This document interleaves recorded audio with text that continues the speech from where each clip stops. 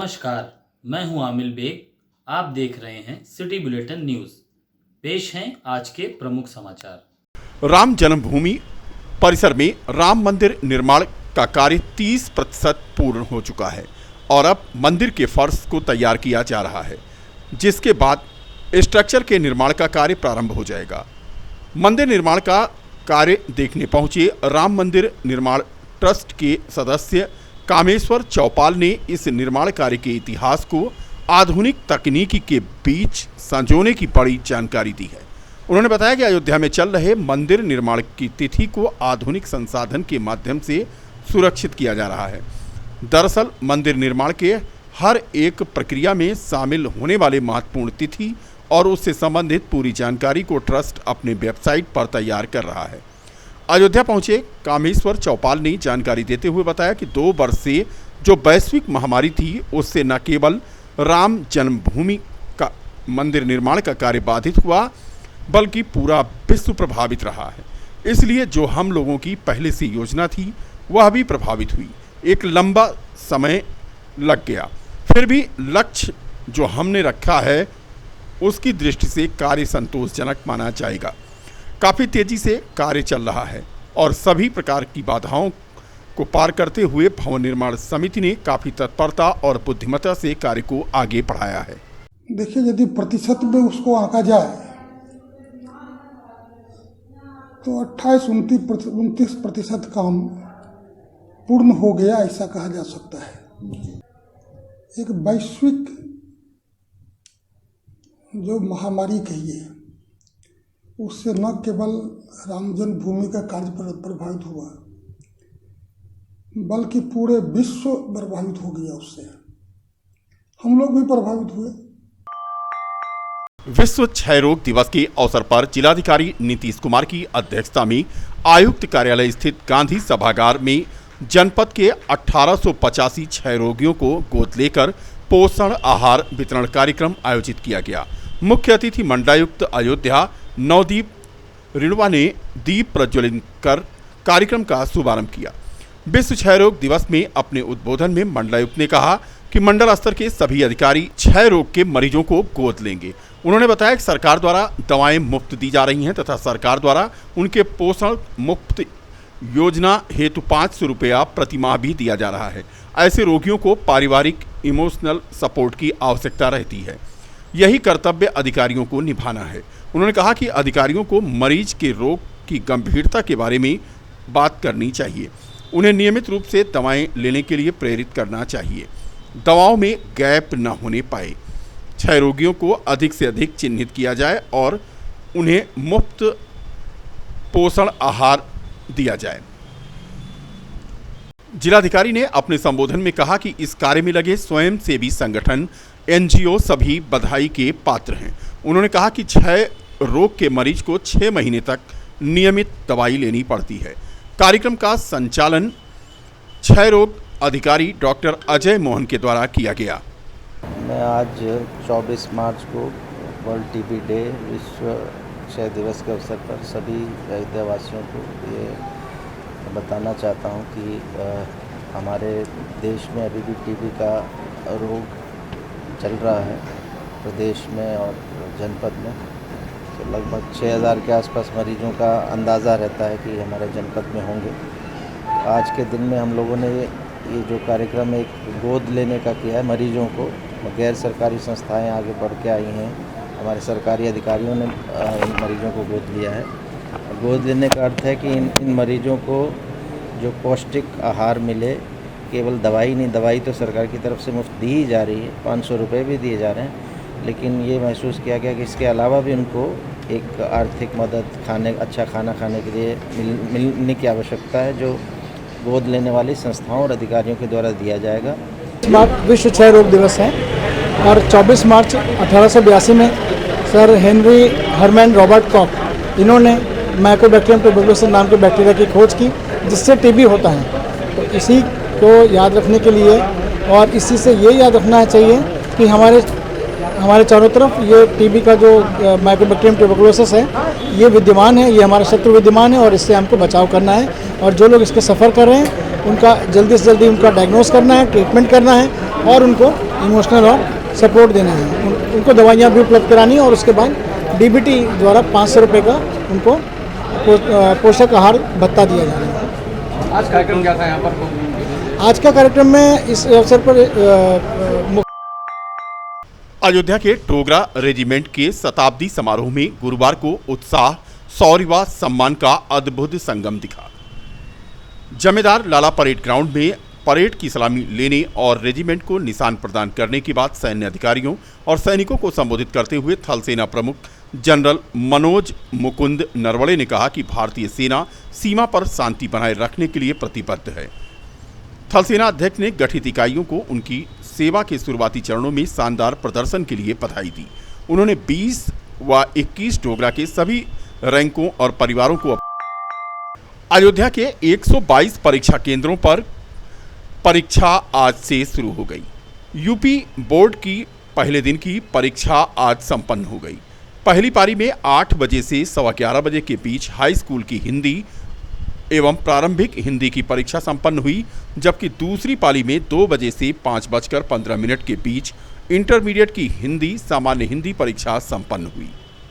मंडलीय स्तर पर स्थापित कंट्रोल रूम के मीडिया प्रभारी राजेश कुमार शुक्ला ने बताया कि प्रथम पाली में हाई स्कूल की अनिवार्य विषय हिंदी की परीक्षा में अयोध्या मंडल के कुल 14,999 तथा इंटर के सैन्य विज्ञान के 21 परीक्षार्थी अनुपस्थित रहे, जिसमें हाई स्कूल के जनपद अयोध्या में सर्वाधिक 3,727, सुल्तानपुर में 3,137, बाराबंकी में 3,042 परीक्षार्थी अनुपस्थित रहे। इसी प्रकार अमेठी में इंटर के सर्वाधिक 18 व बाराबंकी में 3 परीक्षार्थी प्रथम पाली की परीक्षा में अनुपस्थित पाए गए। मंजली पांडे, क्लास 10th। किसी का पेपर था? हिंदी। कैसा लगा पेपर आज? इजी था, हो गया। सर आज पेपर हिंदी का था और हमारे पेपर बहुत अच्छा गया। मैं Yashvi central Saraswati modern school से हूँ। मेरा नाम यशस्वी सिंह है और school SV central Saraswati modern convent inter college Pathantoli Amaniganj. और आज हमारा हिंदी का पेपर था, जो कि मतलब मैंने पढ़ा था तो मुझे इजी लगा, तो मेरा पूरा पेपर हो गया और मेरा पेपर बहुत अच्छा गया है। जिलाधिकारी नीतीश कुमार ने बताया कि अयोध्या जनपद के 122 परीक्षा केंद्रों पर कुल 77,227 परीक्षार्थियों को परीक्षा देनी थी। नकल विहीन परीक्षा के लिए पर्याप्त इंतजाम किए गए हैं। सेंटरों को CCTV से लैस किया गया है। 122 केंद्र हैं और सभी जगह हम लोगों ने स्टैटिक मजिस्ट्रेट लगाए हैं और सेक्टर मजिस्ट्रेट लगाए गए हैं, जोनल मजिस्ट्रेट भी लगाए गए हैं और पूरी व्यवस्था पूरे ट्रांसपेरेंसी के साथ की जा रही है और पुलिस की पर्याप्त व्यवस्था की गई है और सभी स्टैटिक मजिस्ट्रेट अपने केंद्र में रहकर व्यवस्था को संचालित कराएंगे सुचारू रूप से। केंद्र व्यवस्थापक भी इस बार व्यवस्था की गई है। इस बार डबल लॉक की व्यवस्था की गई है ट्रांसपेरेंसी को बनाए रखने के लिए और प्रश्न पत्र को निकालने की व्यवस्था पूरी अच्छी की गई है। तो इस तरीके से हम लोग का व्यवस्था काफ़ी अच्छी है और लोग कहा गया है कि जो बच्चे हमारे आ रहे हैं उनको एक सुखद वातावरण में परीक्षा देने का एहसास हो और इसके लिए पूरा प्रशासन हम लोग मुस्तैद तरीके से। जो केंद्र बनाए गए हैं, केंद्र में क्या क्या व्यवस्था की गई है? केंद्र में जो बेसिक मूलभूत सुविधाएं होती हैं, पानी की व्यवस्था होनी चाहिए, लाइट की व्यवस्था होनी चाहिए और यहाँ पे हम लोगों ने CCTV प्रत्येक केंद्र में CCTV लगाए गए हैं और वीडियो वॉइस रिकॉर्डर भी लगाए गए हैं कि जिससे बेहतर तरीके से पारदर्शी तरीके से एग्जामिनेशन व्यवस्था संपन्न पाई। अयोध्या में Sindhu women and child welfare society द्वारा स्थानीय होटल में स्थापना दिवस और होली मिलन समारोह का आयोजन किया गया। कार्यक्रम में विशिष्ट अतिथि के रूप में इनोवेटिव माइंड स्कूल की फाउंडर और संचालिका मंजू सुल्तानी ने मां सरस्वती के चित्र पर माल्यार्पण करते हुए कार्यक्रम की शुरुआत की। इसके बाद Sindhi women and child care के अध्यक्ष ने मुख्य अतिथि को बुके देकर उनका स्वागत किया और कार्यक्रम की शुरुआत हुई। स्थापना दिवस के साथ साथ होली महोत्सव भी मनाया गया। सभी को गुलाल और टीका लगा करके एक दूसरे को सभी ने होली की शुभकामनाएं दी। कार्यक्रम का संचालन सनोवर गुप्ता द्वारा किया गया। वर्तमान अध्यक्ष ममता लखमानी द्वारा सदन में पुनः किरण पंजवानी को ही अध्यक्ष पद पर कार्य करने का निवेदन किया गया, जिसे सर्वसम्मत से सभी सदस्यों ने स्वीकार किया और किरण पंजवानी को अध्यक्ष नामित किया गया। सिंधी समाज की विभिन्न संस्थाओं तथा विशेष अतिथि मंजू सुल्तानी द्वारा इस अवसर पर सिंधु लेडीज क्लब द्वारा किए गए कार्यों की प्रशंसा करते हुए सभी को बधाई दी गई।